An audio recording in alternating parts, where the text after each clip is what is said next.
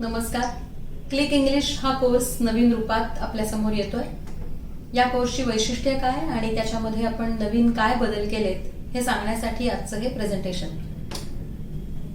Click English कोर्सची रचना ही language लर्निंगच्या काही विशिष्ट स्ट्रॅटेजीज वरती आधारित आहे. या स्ट्रॅटेजीज नेमक्या कशा ते समजून घेऊ. सगळ्यात महत्वाची गोष्ट म्हणजे आपला हा अभ्यासक्रम आपण मातृभाषेतून दुसरी भाषा या पद्धतीनं त्याची रचना आपण केली आहे. म्हणजे काय तर मराठीतून इंग्रजी शिका किंवा हिंदीतून इंग्रजी शिका अशा पद्धतीने आपण सेकंड लँग्वेज अक्विजिशन या पद्धतीचा या इंग्लिश कोर्समध्ये वापर केला. दुसरी महत्वाची गोष्ट अशी की तुम्हाला सगळ्यांना आठवत असेल की आपण जेव्हा शाळेमध्ये इंग्रजी शिकलो त्यावेळेला आपण खूप साऱ्या गोष्टी थेट शिकलो, म्हणजे व्याकरण वापरायला शिकलो आणि मग बऱ्याचदा असं झालं की आपल्याला आपला गोंधळ उडायचा. इंग्रजी बोलताना आपल्याला थोडीशी भीती वाटायची. याच्याबद्दल पु ल देशपांडेंनी असं म्हणलंय की आम्ही शाळेत असताना आम्हाला कर्ता आला, कर्म आलं, क्रियापद सुद्धा आलं, पण इंग्रजी मात्र काही आलं नाही. तशीच आपल्या सगळ्यांची काहीशी गत झाली होती.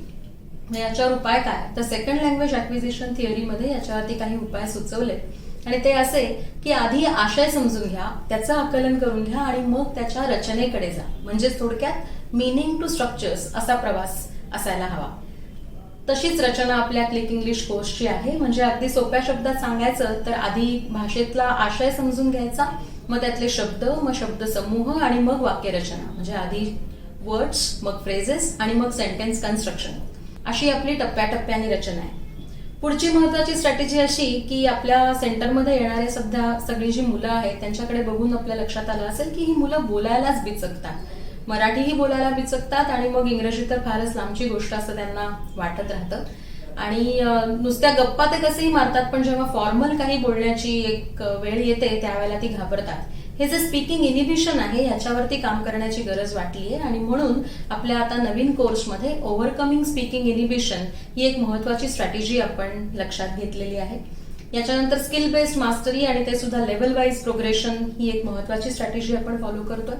आणि यापेक्षाही सगळ्यात महत्वाची गोष्ट अशी ती म्हणजे आंतरराष्ट्रीय स्तरावरती वेगवेगळ्या पातळ्या ज्या सर्वमान्य आहेत, ज्याला CEFR असं म्हटलं जातं, ज्याला कॉमन युरोपियन फ्रेमवर्क रेफरन्स असं म्हटलं जातं, त्याच्यामध्ये असणाऱ्या 6 पातळ्यांपैकी पहिल्या 2 पातळ्या म्हणजे A1 आणि A2 याच्याशी आपल्या कोर्सची ही पूर्ण आपण सुसंगती प्रस्थापित केलेली आहे. ज्याला आपण पॅरिटी असं म्हणतो, ती पॅरिटी आपण एस्टॅब्लिश केलेली आहे. ही आंतरराष्ट्रीय मानकं आहेत आणि तीच आपण अगदी तंतोतंत या कोर्समध्ये पाळलेली आहेत.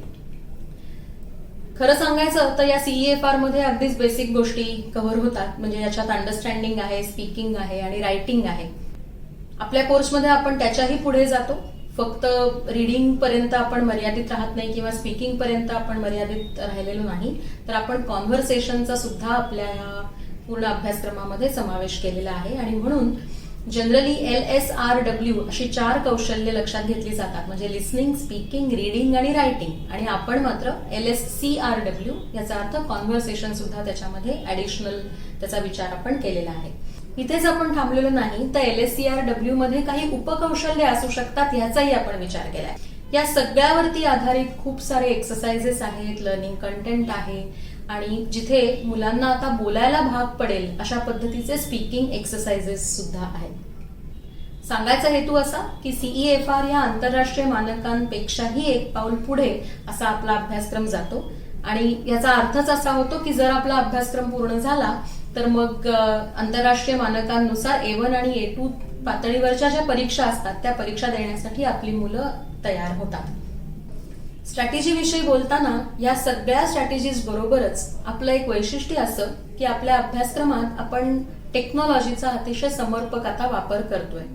कुठल्या कुठल्या प्रकारचे टूल्स आपण वापरतो तर त्याच्यामध्ये ऑफिस 2019 मधलं, वर्ड 2019 या सॉफ्टवेअर मधलं डिक्टेट या टूलचा आता आपण स्पीच रेकॉग्निशनसाठी वापर करतो. म्हणजे एखादा शब्द नवीन शिकला, एखादं वाक्य नवीन शिकलं, एखादा फ्रेज नवीन शिकली तर ती बोलून बघण्यासाठी विद्यार्थ्यांना आपण आता प्रवृत्त करणार आहोत आणि त्याच्यासाठी वर्ड 2019 मधल्या डिक्टेट फंक्शनचा आपण वापर करणार. एवढंच नाही तर पॉवर पॉइंट मधला रिव्हर्स कोच नावाचं एक फंक्शन आहे, त्याचाही आपण अतिशय प्रभावी आता वापर करतोय. आणि त्यामुळे तुम्हाला ते बघायला आवडेल की आपण एखाद्या पॅरेग्राफची समजा जर रिहर्सल केली पॉवर पॉइंट मधला रिहर्स कोच वापरून तर आपण कसं बोललो याचा संपूर्ण आलेख आपल्यासाठी तयार होतो. आणि त्याच्यामध्ये इतके तपशील असतात की बऱ्याचदा आपल्याला जी सवय असते, आपण कारण नसताना काही शब्द वारंवार वापरतो बघा, म्हणत राहतो, आ काउंटर असतो, या सगळ्याचा एक काउंट आपल्याला मिळतो, जेणेकरून विद्यार्थ्यांना हे कळू शकतं की आपण किती शब्द अनावश्यक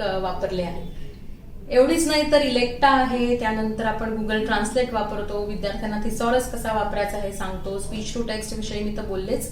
आणि सगळ्यात महत्वाचं जे नवीन आपण आता टूल इंट्रोड्यूस करतोय ते म्हणजे कॉमेंट्री सारखं टूल, कॉमेंट्री किंवा डबिंग असं आपण ज्याला म्हणू शकतो. याचा वापर आपण आता स्पीकिंग इनिबिशन काढून टाकण्यासाठी अतिशय कल्पकतेने केलाय, त्याविषयी मी थोडक्यात सांगणारच आहे. प्रोसेस फोलिओ याविषयी तर आपल्या सगळ्यांना माहितीच आहे. थोडक्यात सिलेबस विषयी सांगते. आपण जवळजवळ 60 कॉन्टेक्स्ट टॉपिक्स आपल्या क्लिक इंग्लिश अभ्यासक्रमामध्ये शिकवतो. A1 A2 पातळीनुसार खरं तर 16-17 कॉन्टेक्स्ट टॉपिक्स अपेक्षित असतात, पण आपण 60 वेगवेगळ्या सिच्युएशन्स विद्यार्थ्यांना देतो आणि त्या अनुषंगाने वेगवेगळी वोकॅब्युलरी विद्यार्थ्यांना आत्मसात करायला संधी देतो आहोत. ग्रामरचे सर्व घटक आपल्या अभ्यासक्रमामध्ये कव्हर होतात. प्रत्येक सेशनमध्ये आपण काही कॉन्टेक्स्च्युअल वोकॅब्युलरी आणि काही ग्रामर या दोन्हीचा समावेश करतो आणि विद्यार्थी एक एक पातळी पार करत करत 60व्या आपल्या लेव्हलपर्यंत जाऊन पोहोचतात. तुम्ही जर बघितलं तर एकूण मिळून आपल्या अभ्यासक्रमात 2,500 पेक्षा जास्त शब्द आपण विद्यार्थ्यांना नव्याने इंट्रोड्यूस केलेले आहेत. इतकंच नाही तर ग्रामर स्टेटमेंट ज्याला म्हणता येईल, म्हणजे वाक्यरचना, तशा 283 वेगळ्या प्रकारच्या वाक्यरचना विद्यार्थ्यांना आपण पहिल्या 10 सेशन्स मध्ये शिकवतो की ज्याच्यामुळे त्यांना बोलण्याचा एक वेगळाच कॉन्फिडन्स येतो.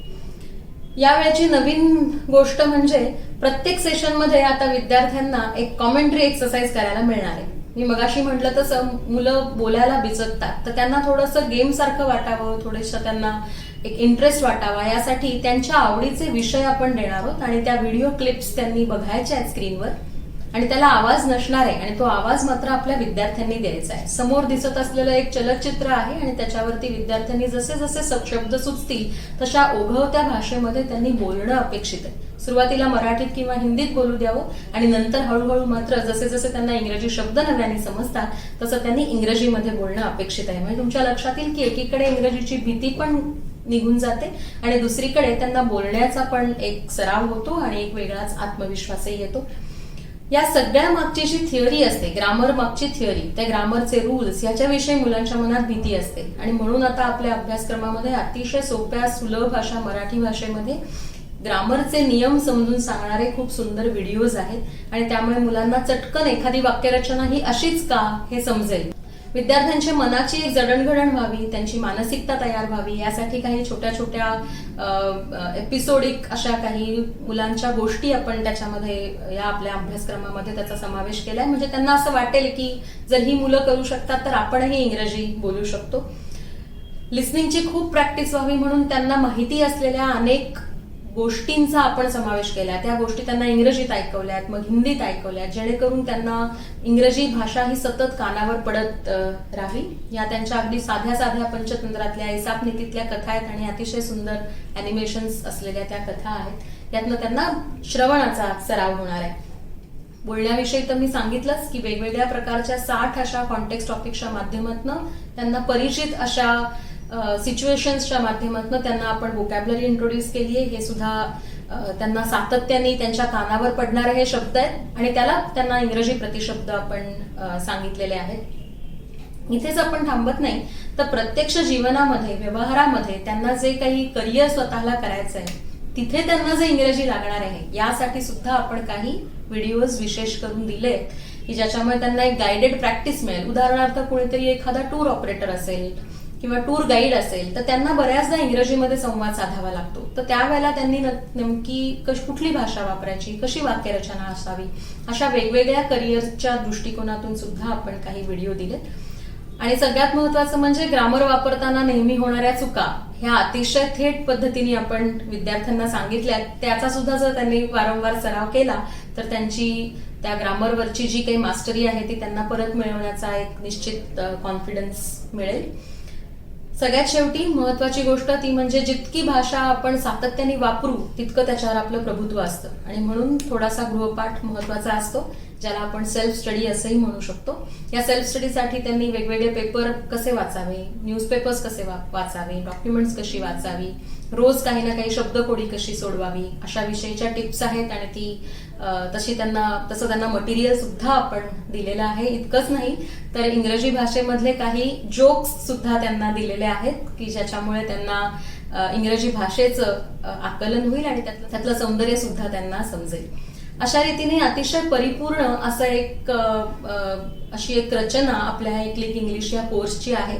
जेव्हा आपण केवळ एखाद्या ऍपच्या माध्यमातून इंग्रजी शिकायचा प्रयत्न करतो त्यावेळेला तिथे मिसिंग असतो तो कॉन्टेक्स्ट, की का हे शिकायचं, कशासाठी शिकायचं, आणि मुलांची मानसिकता त्याच्यामध्ये लक्षात घेतलेली नसते. तर क्लिक इंग्लिश या कोर्समध्ये हे मला वाटतं वैशिष्ट्य आहे की ज्याच्यामध्ये एक अत्यंत शास्त्रशुद्ध अशी त्याची बैठक आहे. त्याचं आंतरराष्ट्रीय मानकांशी आपण त्याची एक संगती प्रस्थापित केलेली आहे. त्याच्यामध्ये टेक्नॉलॉजीचा अतिशय उपयुक्त आणि उत्तम असा वापर केलेला आहे आणि विद्यार्थ्यांच्या मानसिकतेचा विचार करून त्यांना वेगवेगळे अनुभव आपण दिलेले आहेत. तुम्ही सगळ्यांनी क्लिक इंग्लिश कोर्स आणि त्यातली सर्व सेशन्स ही जरूर बघा आणि विद्यार्थ्यांनाही त्याचा लाभ निश्चित घेऊ द्या. धन्यवाद.